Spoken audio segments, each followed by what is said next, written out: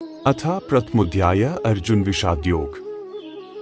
धृतराष्ट्र उवाच धर्मक्षेत्रे कुरुक्षेत्रे संवेता युयुत्सवा माम काह पांडवाश्चैव किम कुर्वत संजय। धृतराष्ट्र बोले, हे संजय, धर्म भूमि कुरुक्षेत्र में एकत्रित युद्ध की इच्छा वाले मेरे और पांडु के पुत्रों ने क्या किया।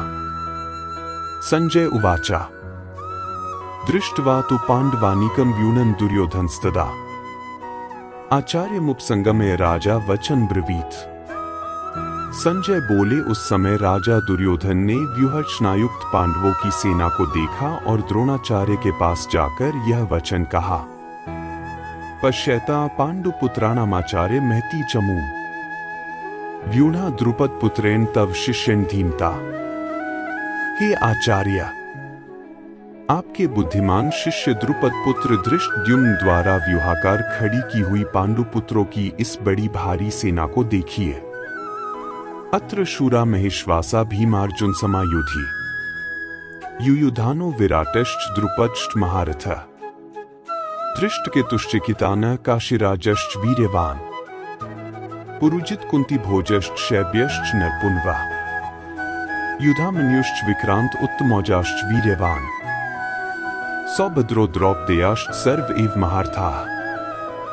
इस सेना में बड़े बड़े धनुषों वाले तथा युद्ध में भीम और अर्जुन के समान शूरवीर सात्यकी और विराट तथा महारथी राजा द्रुपद, धृष्टकेतु और चेकितान तथा बलवान काशीराज, पुरुजित, कुंती भोज और मनुष्यों में श्रेष्ठ शैब्य, पराक्रमी युधामन्यु तथा बलवान उत्तमौजा, सुभद्रा पुत्र अभिमन्यु एवं द्रौपदी के पांचों पुत्र ये सभी महारथी हैं। अस्माकं तु विशिष्टा ये तान् निबोध द्विजोत्तम नायका मम सैन्यस्य संज्ञार्थं तान् ब्रवीमीते। हे ब्राह्मण श्रेष्ठ, अपने पक्ष में भी जो प्रधान हैं उनको आप समझ लीजिए। आपकी जानकारी के लिए मेरी सेना के जो सेनापति हैं उनको बतलाता हूं। भवान भीष्मश्च कर्णश्च कृपश्च समितिंजया अश्वत्थामा विकर्णश्च सौमदत्तिस्तथैव च। आप द्रोणाचार्य और पितामह भीष्म तथा कर्ण और संग्राम विजय कृपाचार्य तथा वैसे ही अश्वत्थामा, विकर्ण और सोमदत्त का पुत्र भूरिश्रवा अन्य च बहवः शूरा मदर्थे त्यक्त जीविता नाना शस्त्र प्रहरणाः सर्वे युद्ध विशारदा। और भी मेरे लिए जीवन की आशा त्याग देने वाले बहुत से शूरवीर अनेक प्रकार के शस्त्रास्त्रों से सुसज्जित और सबके सब युद्ध में चतुर हैं। अपर्याप्तम तदस्माकं बलम भीष्माभिरक्षितम पर्याप्तम त्विदमेतेषां बलम भीमाभिरक्षितम। भीष्म पितामह द्वारा रक्षित हमारी वह सेना सब प्रकार से अजेय है और भीम द्वारा रक्षित इन लोगों की यह सेना जीतने में सुगम है। अयनेषु च सर्वेषु यथा भागम स्थिताः भीष्मेवाभिरक्षन्तु भवन्तः सर्व एव। इसलिए सब मोर्चों पर अपनी अपनी जगह स्थित रहते हुए आप लोग सभी निसंदेह भीष्म पितामह की ही सब ओर से रक्षा करें। तस्य संजन्यन हर्षं कुरु वृद्ध पितामह सिंहनादं विन्द्योच्चैः शंख दध्मो प्रतापवान। कौरवों में वृद्ध बड़े प्रतापी पितामह भीष्म ने उस दुर्योधन के हृदय में हर्ष उत्पन्न करते हुए उच्च स्वर से सिंह की दहाड़ के समान गरजकर शंख बजाया। ततः शंखाश्च भैर्यश्च पणवानको मुखाः स सैवाभिहन्यन्त स शब्दस्तु मुलोभवत्। इसके पश्चात शंख और नगाड़े तथा ढोल, मृदंग और नरसिंघे आदि बाजे एक साथ ही बज उठे। उनका वह शब्द बड़ा भयंकर हुआ। ततः श्वेतैर्युक्ते महती स्यंदने स्थितो माधवः पांडवश्चैव दिव्यो शंखो प्रदद्मतुः। इसके अनंतर सफेद घोड़ों से युक्त उत्तम रथ में बैठे हुए श्री कृष्ण महाराज और अर्जुन ने भी अलौकिक शंख बजाए। पांचजन्यम ऋषिकेशो देवदत्तम धनंजया पौंड्रम दद्मो महाशंख भीमकर्मा वृकोदरा। श्री कृष्ण महाराज ने पांचजन्य नामक, अर्जुन ने देवदत्त नामक और भयानक कर्म वाले भीमसेन ने पौंड्र नामक महाशंख बजाया। अनंत विजय राजा कुंती पुत्रो युधिष्ठिर नकुला सहदेवश्च सुघोष मणिपुष्पको। कुंती पुत्र राजा युधिष्ठिर ने अनंत विजय नामक और नकुल तथा सहदेव ने सुघोष और मणिपुष्पक नामक शंख बजाए। काश्यश्च परमेश्वास शिखंडी च महारथ धृष्टद्युम्नो विराटश्च सात्यकिश्च प्राजितः द्रुप्तो द्रौपदेयाश्च सर्वशः पृथिवीप्ते सौभद्रश्च महाबाहुः शंखांदधमुः पृथक पृथक। श्रेष्ठ धनुष वाले काशीराज और महारथी शिखंडी एवं धृष्टद्युम्न तथा राजा विराट और अजय सात्यकी, राजा द्रुपद एवं द्रौपदी के पांचों पुत्र और बड़ी भुजा वाले सुभद्रा पुत्र अभिमन्यु, इन सभी ने, हे राजन, सब ओर से अलग अलग शंख बजाए। सघोषो धार्तराष्ट्राणा हृदयानि व्यदार्यत नभश्च पृथ्वी चैव तुमुलो वेणुनाद्यन। और उस भयानक शब्द ने आकाश और पृथ्वी को भी गुंजाते हुए धार्तराष्ट्रों के अर्थात आपके पक्ष वालों के हृदय विदीर्ण कर दिए। अर्जुन उवाचा अथव्यवस्थितान् दृष्ट्वा धार्तराष्ट्रान् कपिध्वजः प्रवृत्ते शस्त्र संपाते धनुरुद्यमे पांडवा ऋषिकेशं तदा वाक्यमिदमाह महीपते सैन्योरुभयोर्मध्ये रथं स्थापयमेच्युत। हे राजन, इसके बाद कपिध्वज अर्जुन ने मोर्चा बांधकर डटे हुए धृतराष्ट्र संबंधियों को देखकर उस शस्त्र चलने की तैयारी के समय धनुष उठाकर ऋषि के श्री कृष्ण महाराज से यह वचन कहा, हे अच्युत, मेरे रथ को दोनों सेनाओं के बीच में खड़ा कीजिए। यावदेता निरीक्षेहन युद्धकामान्वस्थितान् कैम्या स योद्धव्यमस्मिन् रणसमुद्र में। और जब तक कि मैं युद्ध क्षेत्र में डटे हुए युद्ध के अभिलाषी इन विपक्षी योद्धाओं को भली प्रकार देख न लूं कि इस युद्ध रूप व्यापार में मुझे किन किन के साथ युद्ध करना योग्य है, तब तक उसे खड़ा रखिए।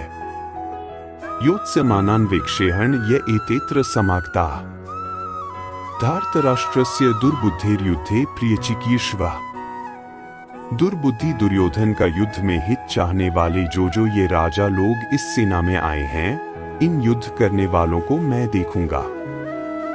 संजय उवाचा एव मुक्तो ऋषिकेशो गुडाकेशिन् भारत सैन्योरुभयोर्मध्ये स्थापयित्वा रथोत्तमम् भीष्म द्रोण प्रमुखतः सर्वेषां च महीक्षिताम् उवाच पार्थ पश्यतान् संवेतान् कुरुनीति। संजय बोले, हे धृतराष्ट्र, अर्जुन द्वारा कहे अनुसार महाराज श्री कृष्णचंद्र ने दोनों सेनाओं के बीच में भीष्म और द्रोणाचार्य के सामने तथा संपूर्ण राजाओं के सामने उत्तम रथ को खड़ा कर इस प्रकार कहा कि हे पार्थ, युद्ध के लिए जुटे हुए इन कौरवों को देख। तत्रापश्यत् स्थितान् पार्थ पितृनथ पितामहान् आचार्यान् मातुलान् भ्रातॄन् पुत्रान् पौत्रान् सखींस्तथा श्वशुरान् सुहृदश्चैव सैन्योरुभयोरपि। इसके बाद प्रथापुत्र अर्जुन ने उन दोनों ही सेनाओं में स्थित ताऊ चाचों को, दादों परदादों को, गुरुओं को, मामाओं को, भाइयों को, पुत्रों को, पौत्रों को तथा मित्रों को, ससुरों को और सुहृदों को भी देखा। तान् समीक्ष्य सकौन्तेयः सर्वान् बन्धून् वस्थितान् कृपया पर्याविष्टो विषीदत्रिदम्ब्रवीत्। उन उपस्थित संपूर्ण बंधुओं को देखकर वे कुंती पुत्र अर्जुन अत्यंत करुणा से युक्त होकर शोक करते हुए यह वचन बोले। अर्जुन उवाचा दृष्टिव्म स्वजनम कृष्ण युयुत्सुं समुपस्थितम् सीदन्ति मम गात्राणि मुखं च परिशुष्यति वेप्थुष्ट शरीरे में रोमहर्षश् जायते। अर्जुन बोले, हे कृष्ण, युद्ध क्षेत्र में डटे हुए युद्ध के अभिलाषी इस स्वजन समुदाय को देखकर मेरे अंग शिथिल हुए जा रहे हैं और मुख सूखा जा रहा है तथा मेरे शरीर में कंप एवं रोमांच हो रहा है। गांडीवं स्रंस्ते हस्तात्वक्चैव परिदह्यते न च शक्नुमेव स्थातु भ्रमतीव च मे मनः। हाथ से गांडीव धनुष गिर रहा है और त्वचा भी बहुत जल रही है तथा मेरा मन भ्रमित सा हो रहा है, इसलिए मैं खड़ा रहने को भी समर्थ नहीं हूँ। निमित्तानि च पश्यामि विपरीतानि केशव, न च श्रेयोनुपश्यामि हत्वा स्वजन्मावे। हे केशव, मैं लक्षणों को भी विपरीत ही देख रहा हूं तथा युद्ध में स्वजन समुदाय को मारकर कल्याण भी नहीं देखता। न कांक्षे विजयं कृष्ण न च राज्यं सुखानि च, किं नो राज्यं गोविंद किं भोगैर्जीवितेन वा। हे कृष्ण, मैं न तो विजय चाहता हूं और न राज्य तथा सुखों को ही। हे गोविंद, हमें ऐसे राज्य से क्या प्रयोजन है अथवा ऐसे भोगों से और जीवन से भी क्या लाभ है। येषामर्थे कांक्षिता नो राज्यं भोगाः सुखानि च, त इमेव स्थिता युद्धे प्राणान् त्यक्त्वा धनानि च। हमें जिनके लिए राज्य, भोग और सुखादि अभीष्ट हैं, वे ही ये सब धन और जीवन की आशा को त्याग कर युद्ध में खड़े हैं। आचार्याः पितरः पुत्रास्तथैव च पितामहाः, मातुलाः श्वशुराः पौत्राः श्यालाः संबंधिनस्तथा। गुरुजन, ताऊ चाचे, लड़के और उसी प्रकार दादे, मामे, ससुर, पौत्र, साले तथा और भी संबंधी लोग हैं। एतान् हन्तुमिच्छामि घनतोपि मधुसूदन, अपि त्रैलोक्य राज्यस्य हेतोः किन्नु मही कृते। हे मधुसूदन, मुझे मारने पर भी अथवा तीनों लोकों के राज्य के लिए भी मैं इन सबको मारना नहीं चाहता, फिर पृथ्वी के लिए तो कहना ही क्या है। निहत्य धार्तराष्ट्रान् का प्रीतिः स्यात् जनार्दन, पाप में वाश्रय दस्मान हत्वैतानात्तायिना। हे जनार्दन, धृतराष्ट्र के पुत्रों को मारकर हमें क्या प्रसन्नता होगी। इन आत्ताइयों को मारकर तो हमें पाप ही लगेगा। तस्मान्नार्हा वयं हन्तुं धार्तराष्ट्रान् स्वबान्धवान्, स्वजनम ही कथं हत्वा सुखिनः स्याम माधव। अतएव हे माधव, अपने ही बांधव धृतराष्ट्र के पुत्रों को मारने के लिए हम योग्य नहीं हैं, क्योंकि अपने ही कुटुंब को मारकर हम कैसे सुखी होंगे। यद्यपैते न पश्यन्ति लोभोपहतचेतसः, कुलक्षय कृतं दोषं मित्रद्रोहे च पातकम्, कथं न ज्ञेयं स्माभिः पापादस्मान्निवर्तितुम्। कुलक्षय कृतं दोषं प्रपश्यद्भिर्जनार्दन। यद्यपि लोभ से भ्रष्टचित्त हुए ये लोग कुल के नाश से उत्पन्न दोष को और मित्रों से विरोध करने में पाप को नहीं देखते, तो भी हे जनार्दन, कुल के नाश से उत्पन्न दोष को जानने वाले हम लोगों को इस पाप से हटने के लिए क्यों नहीं विचार करना चाहिए। कुलक्षये प्रणश्यन्ति कुलधर्माः सनातनाः, धर्मे नष्टे कुलं कृत्स्नं धर्मोऽभिभवत्युत। कुल के नाश से सनातन कुल धर्म नष्ट हो जाते हैं तथा धर्म का नाश हो जाने पर संपूर्ण कुल में पाप भी बहुत फैल जाता है। अधर्माभिभवात् कृष्ण प्रदुष्यन्ति कुलस्त्रियः, स्त्रीषु दुष्टासु वार्ष्णे जायते वर्णसंकरः। हे कृष्ण, पाप के अधिक बढ़ जाने से कुल की स्त्रियां अत्यंत दूषित हो जाती हैं, और हे वार्ष्णे, स्त्रियों के दूषित हो जाने पर वर्ण संकर उत्पन्न होता है।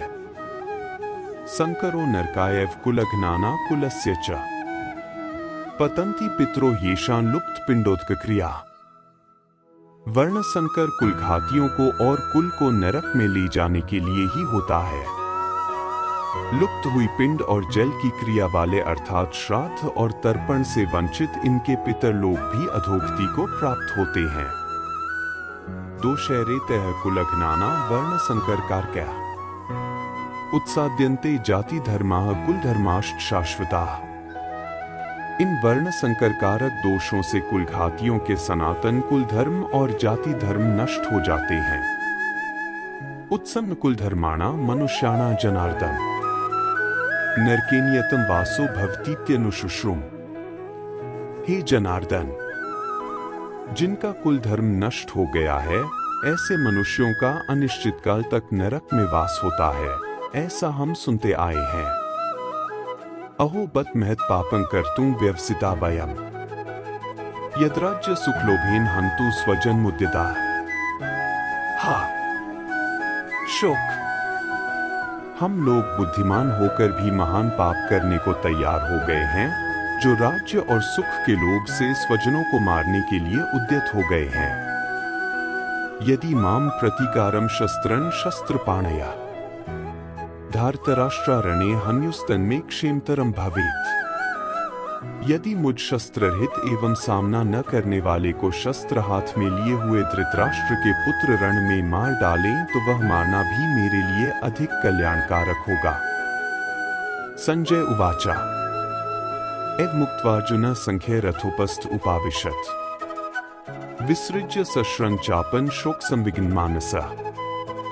संजय बोले, रणभूमि में शोक से उद्विग्न मन वाले अर्जुन इस प्रकार कहकर बाण सहित धनुष को त्याग कर रथ के पिछले भाग में बैठ गए।